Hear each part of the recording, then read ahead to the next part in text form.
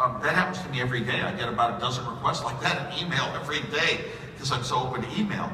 And well, my advice is know yourself. Try to go to school. Try whatever you do.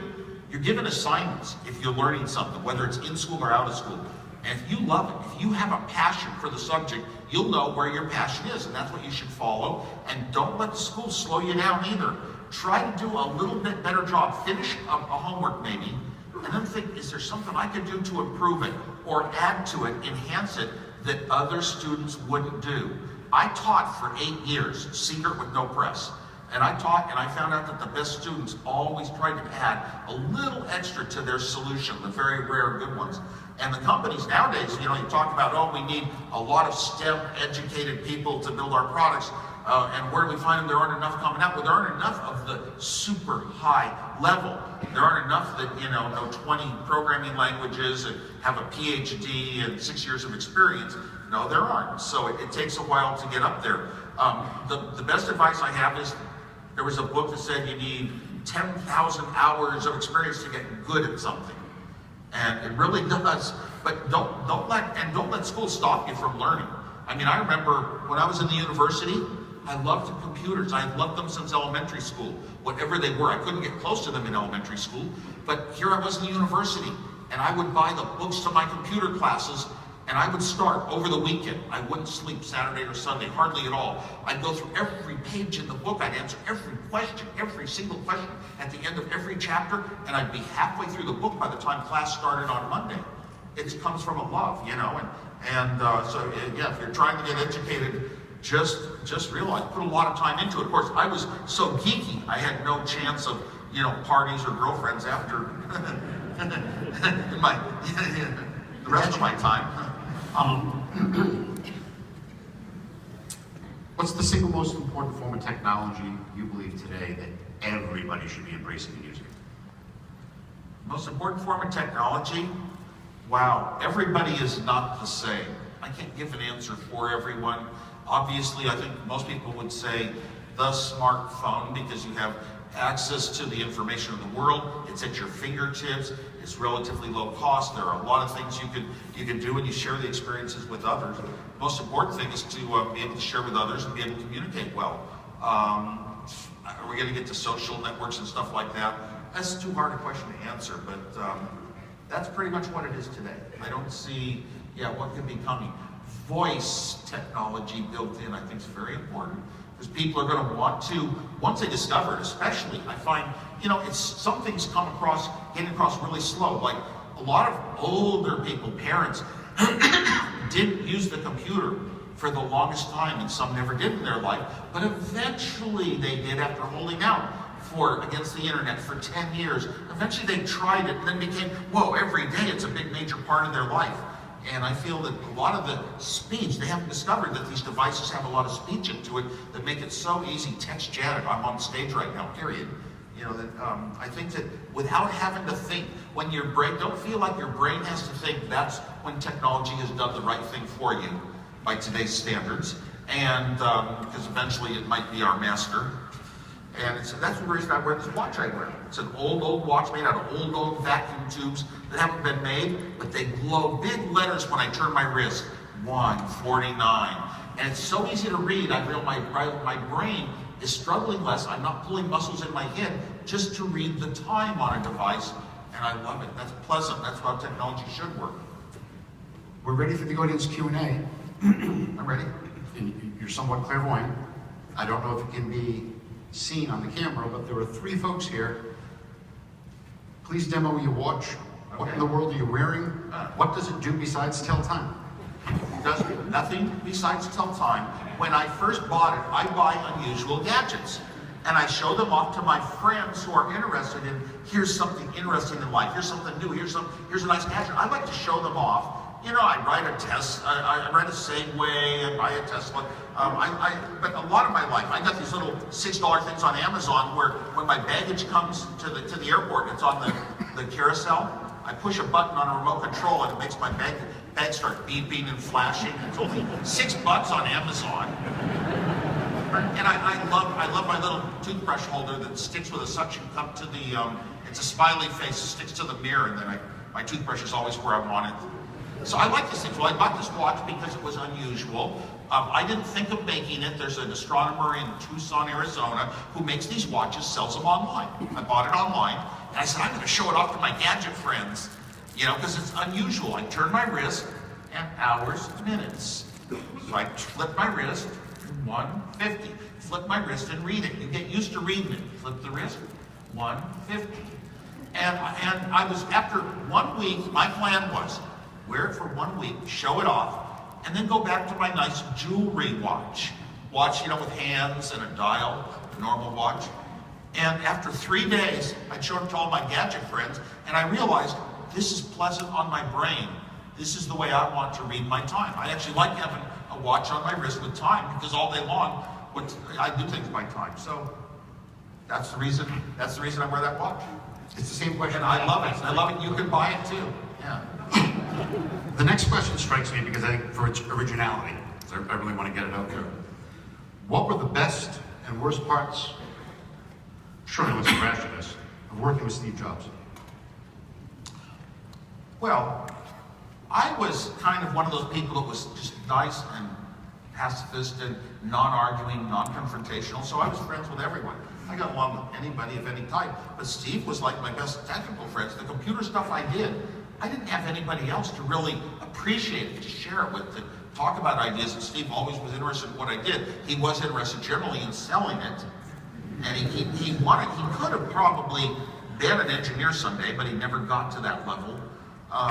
That was sort of the best. You know, even near his death, he was calling and talking about those early days. We were kids, we were running around, we were playing pranks, we were making jokes, we were laughing a lot. So that was the best. The worst, I don't remember any bad experiences. Very, very few. Very, very few little run-ins, and usually it was miscommunication where he'd heard something wrong from somebody else. I didn't have those. I heard about his bad behavior, things that he did that turned off people. All the Macintosh people were my best friends, and they said that they'd never work with him again. You know, that was the sort of boss he was back in those days. And so I can't really say I had any bad experiences with Steve. I mean, I did get hurt when I found out once that he had sold something. He had told me that he got paid a certain amount of money for something I designed, and he gave me half of it, but he'd been paid a lot more. But on the other hand, he had no job. I had a job at Hewlett-Packard as an engineer. I didn't need the money. I would have done it for free anyway. I would have said, you take the money you needed to buy into this commune up in Oregon. I would have said, you have all the money. I get to have the privilege of actually designing a game for Atari. I'm going to ask the next question from a gentleman named Nick because he wanted me to start by thanking you for inspiring him. His question: if you really know that you've got a disruptive technology / game changer, what should you do to bring it to the world? Ouch. I get asked that a dozen times a day too. And everybody has, this is the $1 billion idea. The trouble is having the ideas, the same ideas can pop up in a lot of different places. And an idea written down on paper isn't worth that much to me. It's the people that actually go and build something and turn it into a product. These days, it generally takes money, where it didn't take very much money for a short period of time back when I was doing it. But turn it into something. Try to develop before you sell an idea. Go around and say, oh, I'll find some big company that might be able to finance this to the level that it needs to be, or a venture capitalist to raise the money. Try to create a working model, even if it's a virtual presentation on a computer screen, something people can interact with and feel, because that's where a lot of the emotions come in as to whether it's really good enough to change the world. There might be 20 different products of one category that all come out about the same time, but one of them just hit the nuances of the way it feels to a user is the best. That's about the best advice I can give. I'm not a businessman per se, but I want everyone to have the best chance they can when they have a great idea.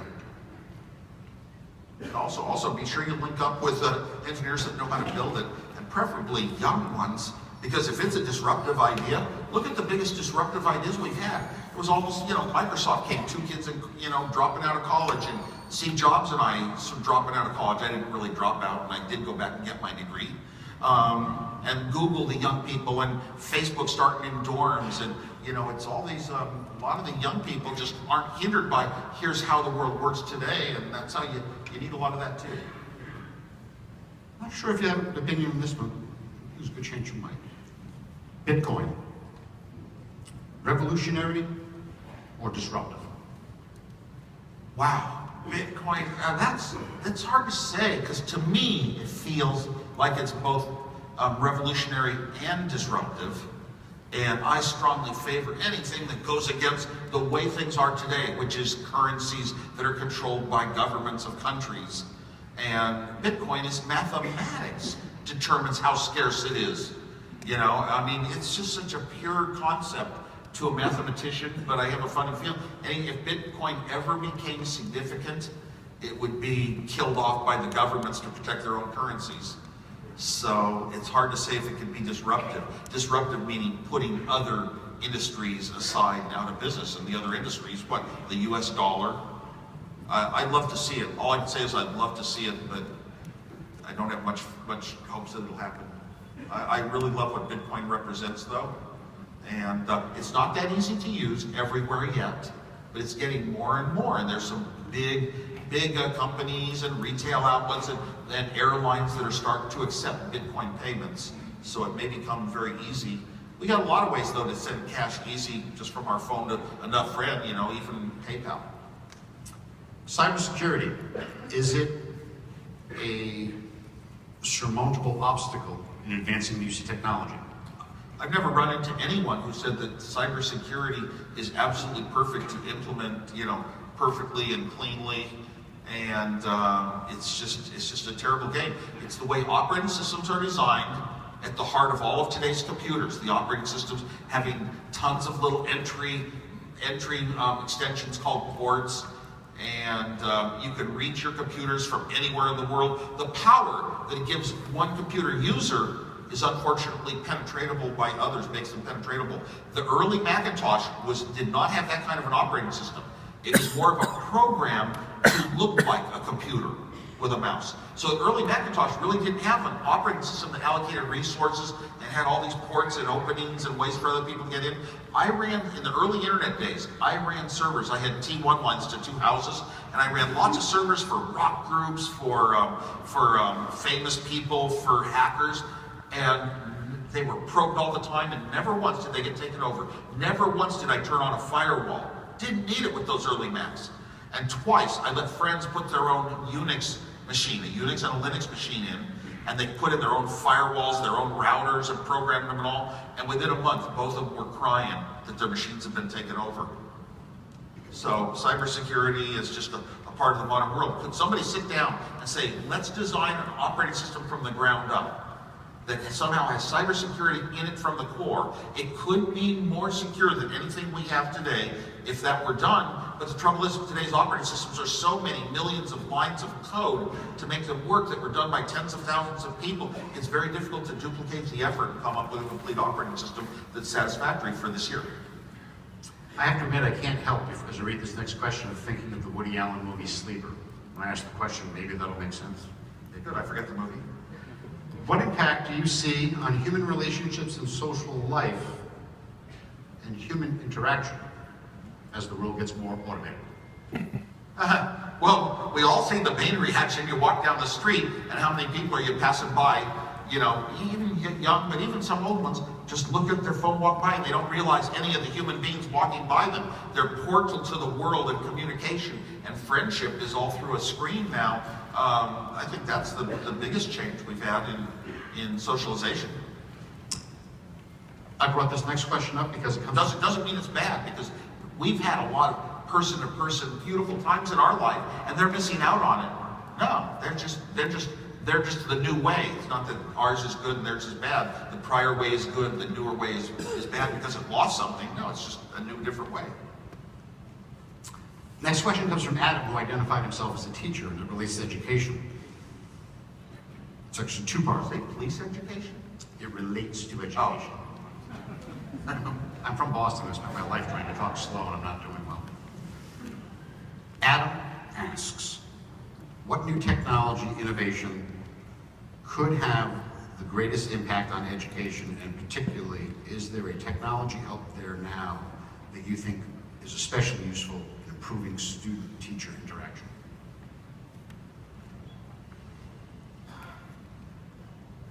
Right now, I've sort of answered that already today. I don't really see anything that improves student-to-teacher interaction.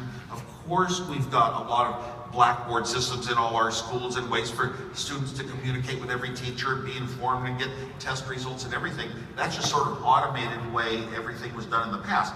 That doesn't mean that a student that has questions and help gets helped any more than they did before. I'm going to say, no, I'm kind of drawing a blank. Okay. I think one day, once the computer system can actually be smart enough to give you a lot of advice and then put you in touch with a real human if that's needed, the computer system thinking for itself is going to be the biggest outcome in education. But really allowing students to not fail if they haven't achieved something within a certain time period. How do we make time flexible? And technology could do that someday. That, you know what, if you're in elementary education, K-12, the state pays a certain amount of money per year for 12 years, and you have to accomplish certain subjects to make it through. And I'm sorry, you don't have any flexibility. You get an F in a course. Can I retake it? I don't want to go through as an F student. I really want to learn this subject. I was busy. I was in the speech and debate team, and I was also in a sport, and then I had an illness, and can I retake this class? And they don't let you. I mean, we need to, the solutions really almost are management solutions, not technology solutions. Do you believe we will see in our lifetime true humanoid robots with whom we can interact almost as other human beings? Of course I believe that. We're already seeing step by step getting closer and closer, and we're walking up and robots are having conversations. There are robots that are actually able to present college courses, not necessarily totally interactive to every question yet.